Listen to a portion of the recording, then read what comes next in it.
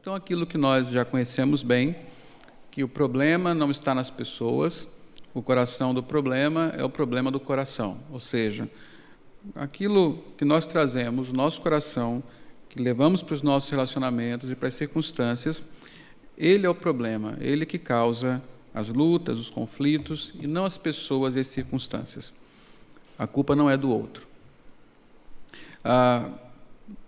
Para mim, uma coisa aplicada à minha vida é que eu tenho que viver com a disposição de examinar os desejos que governam o meu coração. Então, nós sabemos que o nosso coração tem desejos, alguns deles ocupam o governo do nosso coração, e eu preciso conhecer, eu preciso examinar quais são esses desejos que governam o meu coração e aprender com estes desejos, como esses desejos moldam minhas respostas às pessoas e circunstâncias, como esses desejos me fazem reagir na minha vida, diante dos relacionamentos e das circunstâncias.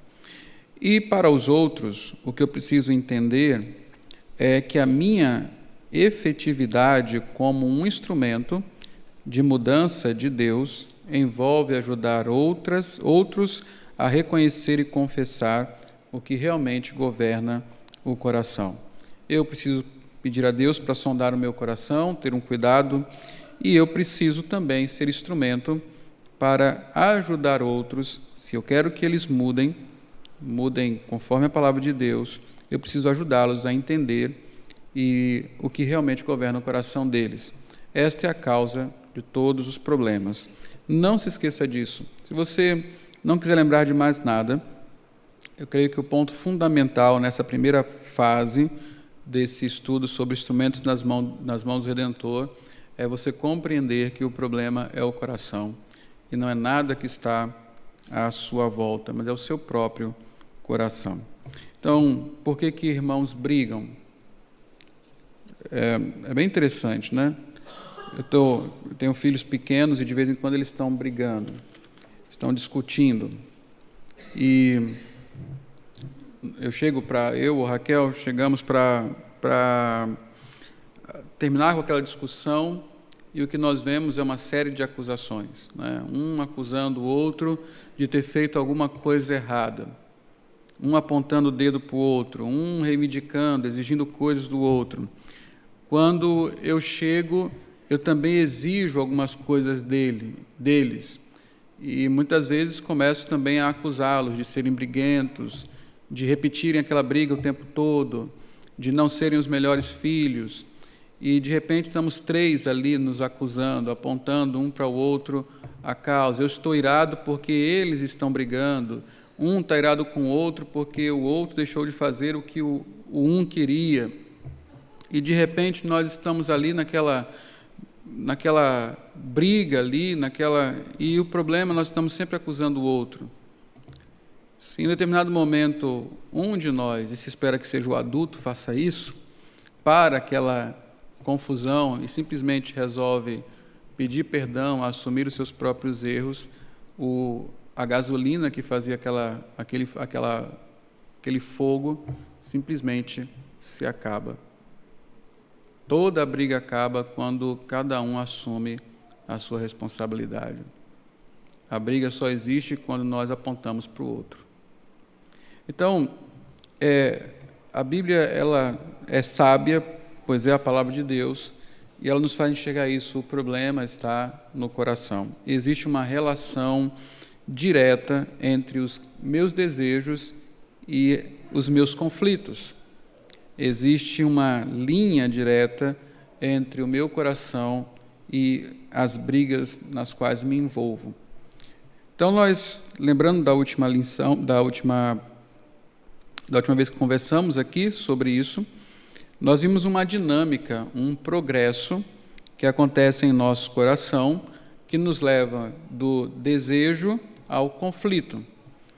É justamente quando um desejo, ainda que ele seja legítimo, se transforma em um desejo que governa, tão poderoso que ele perde a sua legitimidade e se transforma em um ídolo. E a consequência disso é conflito. Então, a dinâmica, nós vimos em 6 passos essa dinâmica. Você começa com um desejo, eu quero, não há nada de errado nisso. Deus nos criou para termos desejos, o desejo de estar bem alimentado, de ter alguém que nos ama, de termos filhos, termos um lar, sermos aceitos, enfim, os desejos comuns da vida, eles não são pecaminosos, são desejos legítimos, desde que eles não se tornem controladores. Por exemplo, a nossa querida Raquel, não a minha esposa, mas a esposa de Jacó, uma mulher que era controlada por que desejo? Não. O desejo de Raquel era de ser amada pelo seu marido. Ela quis ter um filho porque Lia teve um filho. E pela primeira vez, Lia estava ganhando dela. E ela não queria perder para Lia de jeito maneira. Muito menos o amor do seu marido. Então ela chega para Jacó e fala: ou você me dá um filho, ou eu morro. E Jacó fala: eu estou no lugar de Deus, minha filha. Quem dá filho é Deus, não sou eu. Não é? E o interessante é que Raquel morreu tendo filho, né? Ela morreu de parto. Ela morre com o nascimento de Benjamim. Né? Jacó deu o nome de Benjamim. Ela deu o nome de Benoni, né? Filho do meu desprezo, alguma coisa assim. Né? Ela morre de parto. Né? Benjamim é o nome que foi dado por Jacó. Então, observe isso. É errado querer ter um filho? É errado querer ser amada pelo marido? Não, são desejos legítimos, mas que começaram a controlar o coração de Raquel e se transformaram primeiro, esse desejo, né, se transformou numa exigência. Esse é o progresso. Depois que você tem um desejo, se você não o domina, ele começa a dominar você, então ele se transforma em uma exigência. Do eu quero, ele passa para eu tenho que. Eu preciso disso, eu tenho que ter um filho. Eu tenho que ter um marido que me ama. Eu tenho que. Não é? E você sabe que nesse processo do eu tenho, quando chega nessa exigência, é justamente aí que o pecado começa a encontrar a sua brecha para ocupar o nosso coração. Então, um jovem que quer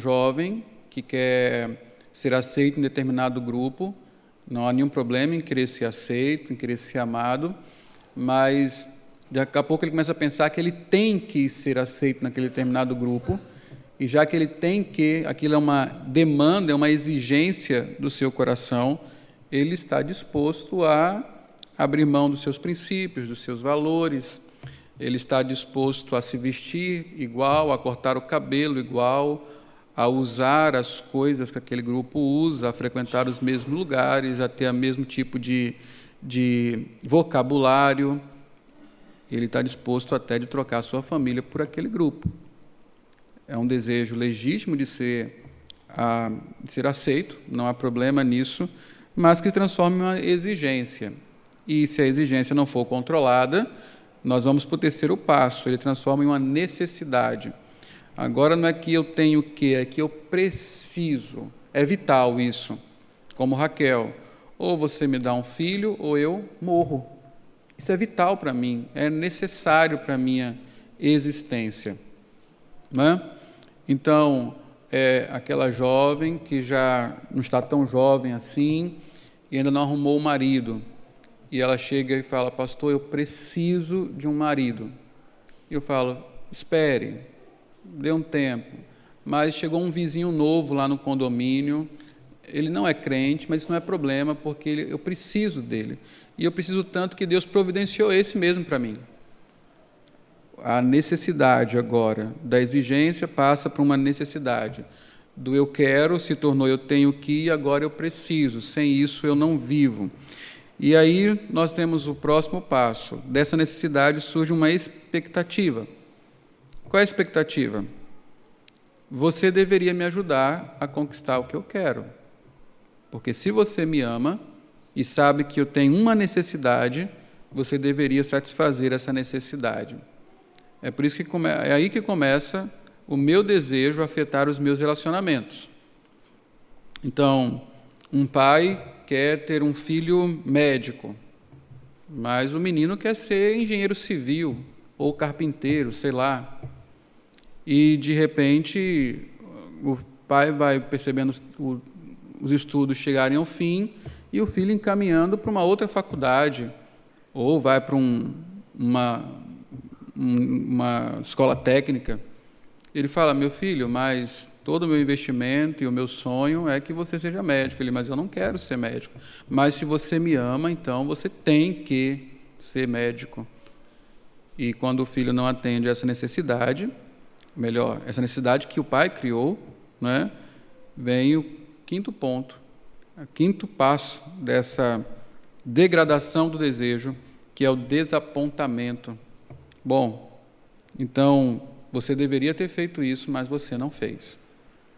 E o que acontece? Eu estou irado contra você.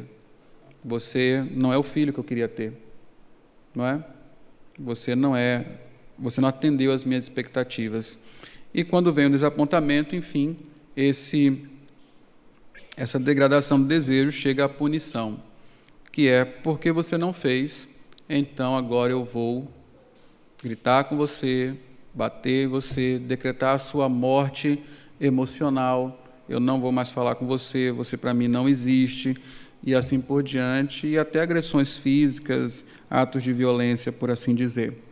Observe que começa com um desejo que é puramente legítimo, mas que vai se degradando, esse desejo controla o coração e isso acaba gerando conflito. Essa é a dinâmica em toda briga que você se mete, seja pelo que for, não é? Há uma ilustração interessante. Trânsito é uma coisa que provoca a ira da gente, não é? Não necessariamente, não é? Então, a ilustração interessante é você observar uma pessoa no trânsito, extremamente nervosa, porque está tudo parado, e, de repente, ela olha para o lado e vê uma outra pessoa na mesma situação, com o som ligado e...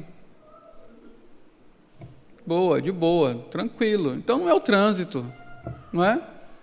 Não é o trânsito que tem esse poder de pegar o meu coração e transformar ele num monstro. É o meu coração, não é? É a velha história. A panela, a leiteira entorna porque tem leite dentro. Se tivesse outra coisa, entornava outra coisa, não é?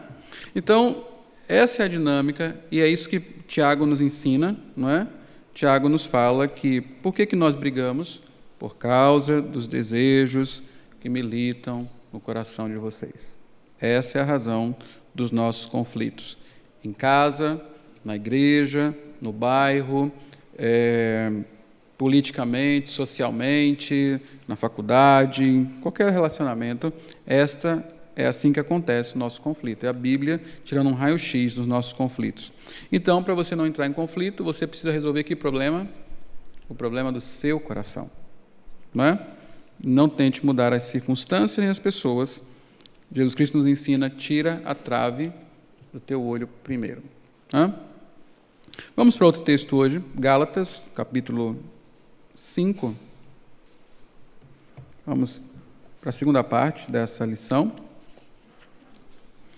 que vai falar sobre essa guerra entre emoções e desejos poderosos.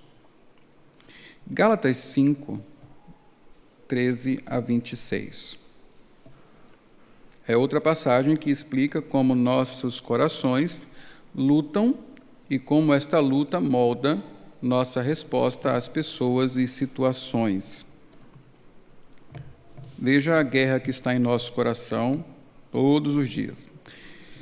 A partir do versículo 13 diz assim: Irmãos, vocês foram chamados para a liberdade, mas não usem a liberdade para dar ocasião à vontade da carne. Ao contrário, sirvam uns aos outros mediante o amor.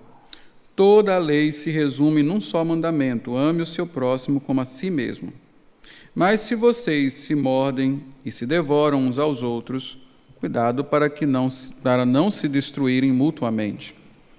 Por isso digo, vivam pelo Espírito e de modo nenhum satisfarão os desejos da carne, pois a carne deseja o que é contrário ao Espírito e o Espírito o que é contrário à carne. Eles estão em conflito um com o outro, de modo que vocês não fazem o que desejam. Mas, se vocês são guiados pelo Espírito, não estão debaixo da lei. Ora, as obras da carne são manifestas: imoralidade sexual, impureza e libertinagem, idolatria e feitiçaria, ódio, discórdia, ciúmes, ira, egoísmo, dissensões, facções e inveja, embriaguez, orgias e coisas semelhantes. Eu os advirto, como antes já os adverti, aqueles que praticam estas coisas não herdarão o reino de Deus. Mas o fruto do Espírito é amor, alegria, paz, paciência, amabilidade, bondade, fidelidade, mansidão e domínio próprio. Contra estas coisas não há lei. Os que pertencem a Cristo Jesus crucificaram a carne com as suas paixões e os seus desejos. Se vivemos pelo Espírito, andemos também pelo Espírito. Não sejamos presunçosos, provocando uns aos outros e tendo inveja uns dos outros. Então, a partir desse texto, nós vamos compreender a nossa luta e como nós temos recursos para vencer essa batalha. Então, essa passagem se dividirá em 4 seções: chamado, luta, aviso e provisão. Comecemos pela chamada, no versículo 13. O versículo 13 diz: Irmãos, vocês foram chamados para a liberdade, mas não usem a liberdade para dar ocasião à vossa carne.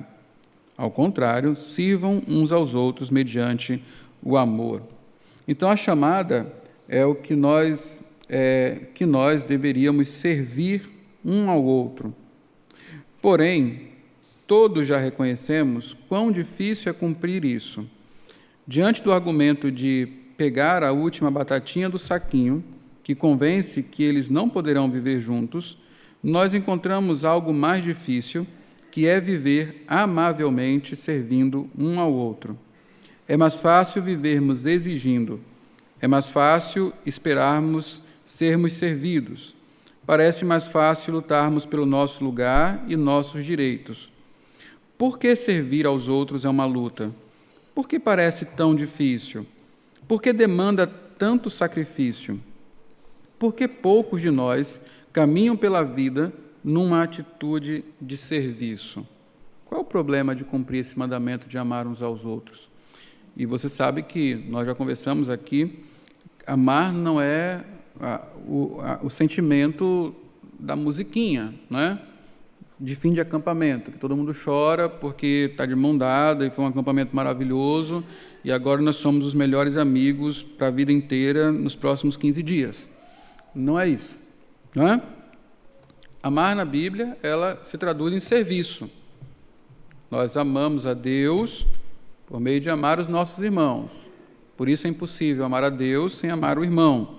Nós servimos a Deus por meio de servirmos uns aos outros. Por que é tão difícil nós vivermos em amor? Mesmo em uma comunidade que é conhecida como a comunidade do amor, dos discípulos de Cristo. Nós não conhecemos ninguém que amou mais e mais perfeitamente do que Cristo. Como nós, discípulos dele, temos tanta dificuldade de amar uns aos outros, porque é tão difícil para nós nos servirmos. Por que é mais fácil lutarmos por exigirmos o nosso lugar e os nossos direitos? Não é? Então, para entendermos nossa dificuldade com este chamado, o chamado de servir um ao outro, temos que entender a luta que está por detrás dele. Que luta é esta? Então, a segunda parte do texto é justamente sobre a luta. A luta acontece em nossos corações. Nossa luta, é com nossa própria natureza pecaminosa, ou seja, lutamos com a nossa própria natureza. Lutamos porque Deus ainda não completou sua obra em nós. Nossa luta é contra o pecado que habita em nós, o pecado remanescente. Nas vezes em que somos chamados a servir um ao outro, ao contrário, satisfazemos nossa natureza pecaminosa. O que nos impede de amar? Qual é o oposto de amar na Bíblia? Qual é o oposto de amar na Bíblia? Não é odiar. Nós pensamos que é odiar, né? Odiar é uma das coisas que o oposto nos faz fazer. O oposto de amar na Bíblia é pecar. Qual é o principal ato de obediência de um cristão? Já dei a resposta. Qual é o principal ato de amor de um cristão? Obediência. Se vocês me amam, disse Jesus, capítulo 15 de João, vocês fazem o que eu vos mando, o que eu mando vocês fazerem. E qual é o meu mandamento? Que vos ameis uns aos outros. Tudo no capítulo 15 de João. Não é? O pecado é justamente o contrário do amor. Eu peco porque eu não amo. Então, quando o meu amor a Deus falha, eu peco. Quando eu não amo a Deus de todo o meu coração, entendimento, força e razão, eu peco. É o contrário. Não é? Então, o pecado que habita em mim, esse pecado remanescente no meu coração, eu não estou livre da presença do pecado, estou livre do poder, estou livre da culpa, mas não estou livre da presença do pecado. Ele habita em mim. Paulo, no capítulo 7, diz com muita clareza o mal que habita em mim. Esse pecado, ele me impede de livremente, ou facilmente, melhor dizendo, servir uns aos outros, servir o meu irmão. Esse pecado, ele sempre me faz querer servir a mim mesmo. Não é? Então, o verso 24, que diz assim: os que pertencem a Cristo Jesus crucificaram a carne com suas paixões e os seus desejos. Explica o que Paulo quer dizer quando fala sobre satisfazer a natureza pecaminosa. Significa que você cede às suas paixões e desejos. Entre o meu desejo e o desejo do outro, qual é o mais importante? Não responda a resposta certa, diga que está no seu coração mesmo. Qual é o desejo mais importante? Se tem um sorteio aqui, qual é o nome que você quer que chame? Então pronto, né? Então você sabe qual é o desejo mais importante. É o meu. O meu desejo é sempre mais importante. Mas, biblicamente falando, qual é o desejo mais importante, desde que não seja pecaminoso? O do outro. Só que essa dinâmica não tem lógica para a gente. Veja, é aquilo que eu sei biblicamente com aquilo que eu sinto em meu coração. Há uma guerra. O que eu quero, desejos conflitantes. Eu quero muito ser um bom crente, mas eu também quero sentar no meu lugar favorito. E se eu encontro alguém no meu lugar favorito quando eu chego na igreja, ou eu peço para levantar, ou eu me sento em outro lugar emburrado. Também não vou nem orar hoje. Pastor que cante sozinho, que hoje eu não canto nada. Não é assim que a gente faz às vezes? Então, isso, desejos conflitantes. Por quê? Porque eu sou controlado, ou muitas vezes sou controlado por paixões e desejos. Né? Esses desejos fortes, ou como está na revista atualizada, concupiscência. Isso significa que em certas situações e relacionamentos, minhas respostas não são desejos. Assim, o temor, a ira, o desencorajamento, o desejo de pertencer, o desejo de se afirmar, e assim por diante, guiam minha agenda pelo meu comportamento, ao invés de ser guiado pelo Senhor. Deixa eu contar uma história para vocês, e vocês vão julgar o caso. Um homem saiu mais cedo do trabalho, e ele falou o seguinte: eu vou fazer um jantar para a minha família hoje. Ele quis planejar uma surpresa para a família dele. Ele queria chegar em casa, ele ia passar no supermercado, comprar os ingredientes de um prato especial que ele sabe que a família dele gosta, iria fazer esse prato e terminar aquele dia, aquela sexta-feira, vamos dizer assim, todos reunidos, comendo uma boa comida, conversando na maior tranquilidade. Ele vai ao supermercado, faz as compras necessárias e vai para casa. Quando ele chega na garagem de casa, a filha mais velha vem correndo: pai, o senhor precisa me levar no centro da cidade. Fica 1 hora de onde ele mora, para ir e voltar. O senhor precisa me levar no centro da cidade, é urgente, tem que ser agora. Ele para e pensa: 1 hora para ir e para voltar. Ok. Então, ele bota a filha no carro, leva ao centro da cidade. Quando ele está voltando, a esposa liga: olha, hoje eu preciso visitar alguém, então assim que eu sair do trabalho, eu vou direto para a casa de fulano, ver como é que você faz aí. E ele vai para casa. Quando ele chega em casa, que vai entrando em casa, o filho chega para ele com o prospecto de uma calculadora científica que precisa ser comprada para ontem. Então, ele coloca o filho no carro e já o seu humor não está bom. Ele começa a reclamar, dizendo: mas vocês pensam que eu sou o quê? Um garoto de recados que fica levando vocês para onde vocês querem? E então ele vai com o filho, e enquanto espera o filho comprar calculadoras no carro, ele fica remoendo a sua má sorte, como ele não tem o direito de sequer ter uma refeição tranquila com a sua família e que ninguém compreende as suas necessidades e assim por diante. Quando o filho volta para o carro, ele decide comprar uma pizza e ele come sozinho a pizza com o filho quando chega em casa. O que vocês falam desse homem? O que vocês acham dele? Como você descreveria esse dia dele? Bom, ruim? Coloque-se no lugar dele. Como você se sentiria? Decepcionado, não é? Terrível. Hã? Pois é, né? Pois é. É um segredo quando... só para uma dica para quem tem muitos filhos, nunca falam ao mesmo tempo. O que mais? Digam aí, o que você faria? É natural ele reclamar, achar-se assim dessa forma? Como você descreve esse dia? Um dia ruim, um bom dia?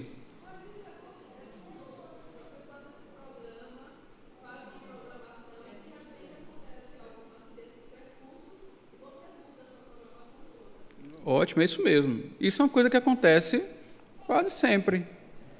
E como é que nós reagimos a esse tipo de coisa? A reação do homem foi uma reação boa, correta, esperada, natural? Ou ele deveria ter reagido de outra forma? Como ele deveria ter encarado esse dia? Ele encarou da forma certa? Para o nosso olhar natural, foi um dia de grande frustração, né? Ele disse que queria chegar em casa, e quando ele chegou na garagem, eu omiti essa parte de propósito, mas ele disse que quando chegou na garagem, o seu coração se alegrou vendo a figura de um bom pai que sabe cozinhar, preparando uma refeição para os seus filhos e tendo todos eles reunidos à mesa. Esse é o desejo dele naquele dia. Só que Deus preparou um dia para ele diferente, um dia cheio de oportunidade de servir os seus filhos. Aquele desejo dele de ser um bom pai, que serve os filhos, estava emoldurado na forma que ele pensou. Só que quando Deus pegou aquele desejo e transformou de outra forma, ele ficou frustrado. Agora, o que é interessante notar aqui é que, veja, a frustração dele está no fato que Deus, naquele dia, tinha um plano de serviço dele em benefício de outro, e não a realização daquilo que ele queria fazer. No mundo perfeito, ou com corações redimidos, quando nós encontramos um dia cheio de oportunidades de servir os outros, esse deveria ser o melhor dia da nossa vida, ainda que para isso nós tivéssemos que abrir mão dos nossos direitos, desejos e tudo mais. Mas não acontece assim. Esta é uma luta muito grande entre a vontade de ser um servo e a vontade de ser servido. E, geralmente, o desejo de ser servido, ele tem proeminência sobre aquele de servir as pessoas. Entenda isso, essa é a luta que nós vivemos todos os dias. Né? Se isso for repetido, um sinal... Pode até ser, não é? Um sinal de exploração. Mas veja, falando como pai, né? De quem os filhos dependem? Se eles não pedirem aos pais, vão pedir a quem? Não é? Tudo bem. Cumpre ao pai saber aquilo que é abuso e o que não é. Mas quando não é abuso? Digamos que uma família, né, que tenha filhos na escola, depois no balé, na natação, é o que tem que se fazer, não é? Ou mudar o estilo de vida. A questão não é essa. A questão não é analisarmos o caso a fundo. Toda ilustração tem seu problema. A questão é olharmos e percebermos que muitas vezes ficamos frustrados nas oportunidades que Deus nos dá de servir as pessoas e de abrirmos mão do nosso desejo, não é? Vamos adiante aqui. Isso nos leva ao aviso, não é? Qual é o aviso nessa passagem? Versículos 14 e 15 dizem assim: toda a lei se resume num só mandamento: ame o seu próximo como a si mesmo. Mas se vocês se mordem e se devoram uns aos outros, cuidado para não se destruírem mutuamente. Então, isso nos leva ao aviso na passagem. Paulo nos alerta que podemos destruir um ao outro, podemos esmagar a esperança do outro, podemos rechaçar a fé do outro, poderemos quebrar o espírito do outro. O fato é que nossas ações podem fazer diferença. Nossas respostas ao outro tanto são produtivas quanto destrutivas. Não é bíblico dizer que a palavra descuidada, a ação impensada ou a iniciativa egocêntrica não faz diferença. Sempre estamos influenciando ao outro, de um jeito ou de outro. Então, nós precisamos lembrar e obedecer o mandamento, porque se não tivermos esse cuidado de entender a diretriz de Deus, o padrão de Deus, ainda que sem intenção, nós podemos nos destruir. E a sua experiência, aqueles que são mais velhos aqui, logo pode trazer à sua memória tantos fatos, né, que acontecem no corpo de Cristo, dentro da igreja, ou na família mesmo, coisas que a gente traz da infância, de momentos aparentemente descuidados, sem nenhuma pretensão de causar o mal, mas que nos marcam até hoje, marcam vidas até hoje. Não é? Enfim, esta é a luta. Qual é a provisão de Deus para vencermos a luta? Isso aqui é o que é de esperançoso para nós. Então, como derrotaremos a natureza pecaminosa? Como podemos vencer o velho homem? Como encontraremos a força para lutar pelo controle? Se há uma guerra no nosso coração, como toda guerra, ela é por controle. Quem vai controlar? Como é que nós vamos encontrar forças para lutar pelo controle? Como poderemos dizer não às poderosas emoções e desejos que se levantam dentro de nós? A resposta a estas questões não é encontrada em nossa própria força, mas na provisão de Deus. Essa não é uma luta que podemos lutar sozinhos. Paulo nos dirige a duas coisas que Deus dá, de modo que poderemos dizer não às paixões e desejos da natureza pecaminosa e servirmos um ao outro em amor. A primeira delas, o que Cristo fez por nós. Temos sido crucificados com Cristo. Versículo 24 diz isso. Paulo nos está chamando a relembrarmos nossa união com Cristo. Esta união significa que quando Cristo morreu, eu morri. Quando Cristo ressuscitou, eu também ressuscitei para a nova vida, onde o poder do pecado sobre mim foi quebrado para sempre. Agora tenho o poder para resistir ao seu controle. Esse texto pode ser muito bem complementado com o capítulo 6 de Romanos. O capítulo 6 de Romanos fala da obra de Cristo e que, como em Cristo, nós fomos libertos do velho homem, como Cristo matou o domínio do pecado em nossas vidas. Ele existe em nosso coração, mas ele não é mais o nosso Senhor. Ele não nos domina mais. Nós estamos livres do poder, do domínio do pecado. Isso significa que, quando eu sou tentado, eu posso tomar o caminho da retidão. Quando os meus desejos são frustrados ou os meus direitos são negados, eu posso tomar o caminho de simplesmente me resignar e ceder ao outro para servi-lo e para amá-lo. Eu posso fazer isso porque Cristo fez isso por mim, porque Cristo foi à cruz e me salvou. Eu agora não sou mais um homem dominado por meus desejos. Eu sou dominado por Cristo. E isso certamente me dá forças para lutar pelo controle do meu próprio coração. Isso significa que nós não somos governados por poderosas emoções e desejos.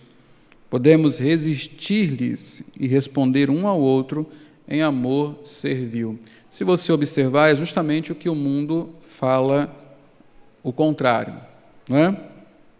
No mundo, você é dominado pelos seus desejos. É isso que significa a frase, siga o seu coração. É siga os seus desejos, realize os seus sonhos. Nessa de seguir desejos e realizar sonhos, as pessoas se matam umas às outras, casamentos acabam, filhos são abandonados, pais são desonrados e assim por diante. Os relacionamentos são líquidos, não valem nada, porque as pessoas são controladas pelo seu desejo. A Bíblia diz, não, Cristo libertou você do domínio dos desejos, portanto, faça o que é agradável a Ele e não a si mesmo. Uma pergunta que eu sempre faço aos meus filhos é, porque toda vez que nós negamos alguma coisa para eles, eles falam assim, mas eu quero. Coração do homem dominado pelo desejo. Para um homem sem Deus, o fato dele querer é um absoluto. Então eu digo não para o Lucas, por exemplo, não, Lucas. Ele fala, mas eu quero, ou eu queria. E então eu pergunto para ele, mas a Bíblia diz que é para a gente fazer o que quer, ou é para fazer o que é certo? E ele, como alguém que ouve a palavra de Deus, baixa a cabeça e fala bem baixinho, o que é certo.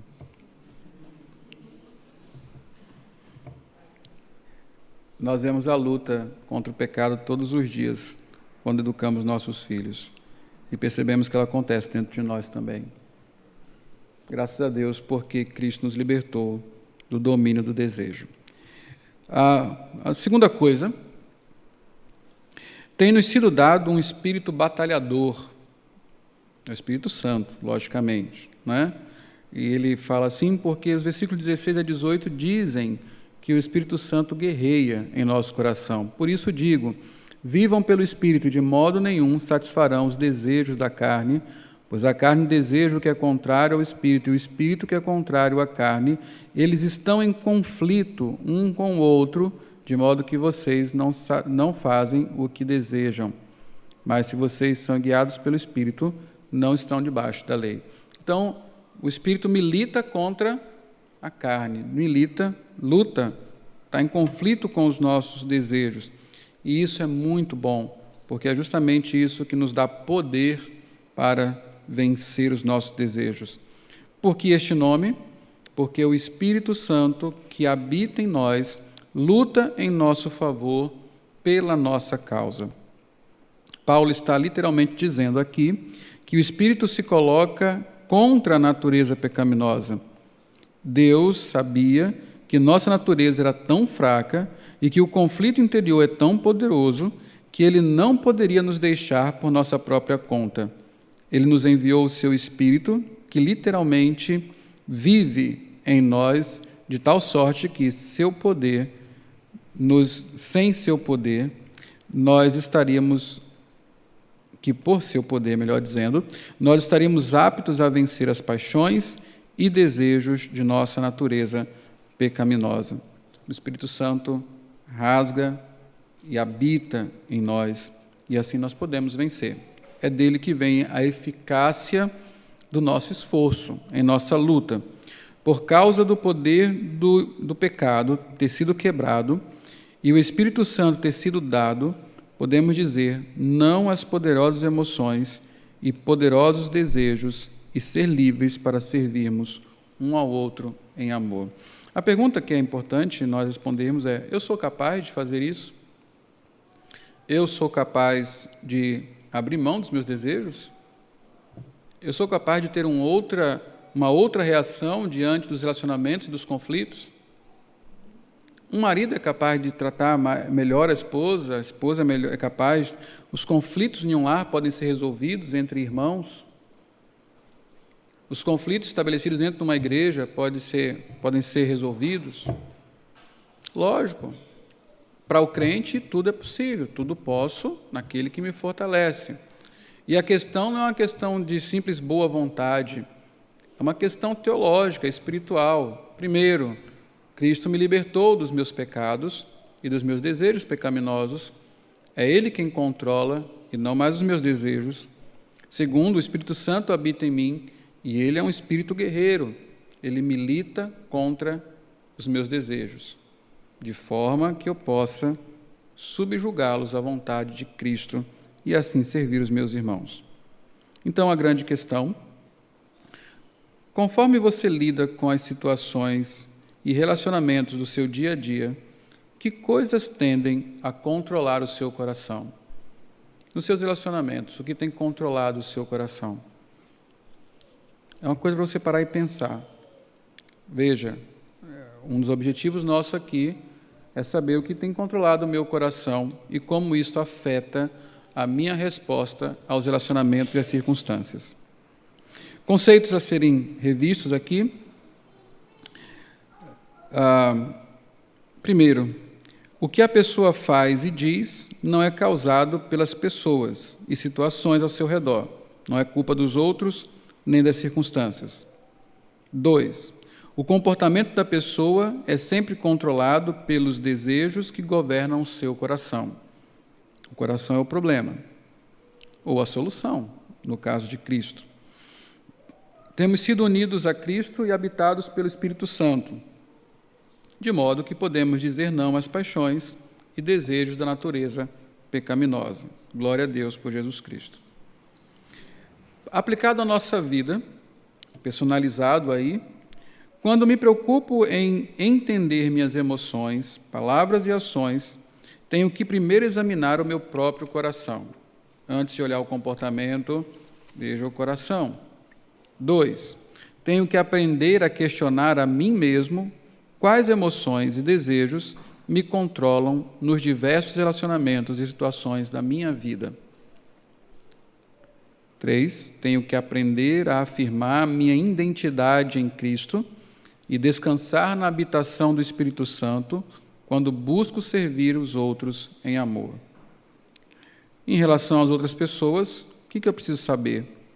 Não tenho que culpar as pessoas e circunstâncias por minhas emoções, palavras e ações. Esquece esse negócio de transferir culpa. A culpa não é do outro. A culpa não é do outro. Quando você peca, de quem é a culpa? Única e exclusivamente sua. Nem de Adão. Não é? Muito crente, cara de pau, que fala isso tudo é por causa de Adão. Não. Os pecados, aquele é o pecado original. Mas nós somos condenados também pelos pecados atuais. Essa é a responsabilidade única e exclusivamente sua. Irmãos, quando nós aprendermos e vivermos dessa forma, sem transferir a culpa, nós vamos experimentar uma liberdade tão grande e, ao mesmo tempo, um poder tão grande para lidar com os nossos próprios pecados, que a nossa vida cristã irá desenvolver-se em uma dinâmica muito boa. Isso é importantíssimo. Você não transferir a culpa, você peca porque quer. Eu peco porque eu quero. São os meus desejos, não são os desejos dos outros. Não é? Um ditado não está na Bíblia, mas ele tem princípios bíblicos, não é? No que diz respeito a conflitos. Quando um não quer, dois não brigam. Dois não brigam. Não é? Então, 2.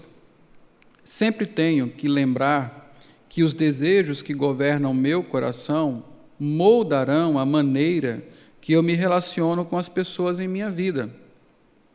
tenho que constantemente me questionar se estes relacionamentos são caracterizados por demandar ou servir. Só tem esses dois tipos de relacionamento. Relacionamentos que você entra para exigir das pessoas, para ter alguma coisa delas, ou relacionamentos que você entra para servir. Então, você quer casar. Muitas mulheres, hoje não, porque as mulheres são bem independentes, né? Mas naquela época em que as mulheres eram bem controladas pelos pais, o desejo que fazia ela buscar um marido, o primeiro que aparecesse era: eu quero sair de casa, não quero mais ser dominada pelo meu pai, não. Quero uma vida mais livre. E achava que isso estava no casamento. Primeiro que passasse, opa, minha liberdade. Um relacionamento por exigência, não por serviço. Por isso muitos casamentos são frustrados. Por que muitos casamentos são frustrados? Porque o homem entra com exigências e a mulher entra com as suas exigências. Eles casam e finalmente descobrem que um não está ali para satisfazer a exigência do outro. Eles começam a descobrir que estão ali para servir um ao outro. E aí começam os conflitos. Porque a mulher queria um príncipe. E quase sempre tem um track e olhe lá. O cara queria uma princesa. E nem Fiona às vezes dá, não é? E a gente fica nesse conflito. Veja, olha que coisa interessante para sondarmos o nosso coração. Pensar: por que eu me relaciono com tal pessoa? Qual é o meu interesse neste relacionamento? Eu estou entrando nele, eu estou nele, na igreja com os meus irmãos.